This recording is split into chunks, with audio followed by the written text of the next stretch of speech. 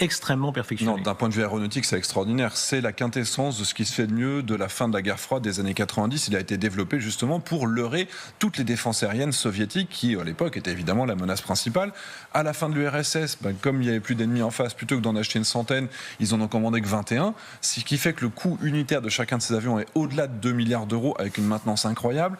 Il est tellement fin. Alors, on voit sa forme qui est très particulière. Les ondes ne vont pas rebondir vers le radar qui est en train d'émettre. Et même le radar, ça absorbe les ondes. Les particules, les ondes vont être piégées à l'intérieur de la peinture. Donc la peinture coûte quasiment 40 000 $ le litre. Et il ne peut pas se poser en dehors de certaines bases dans lesquelles il vit sous une atmosphère confinée. Donc c'est un avion qui est absolument incroyable technologiquement.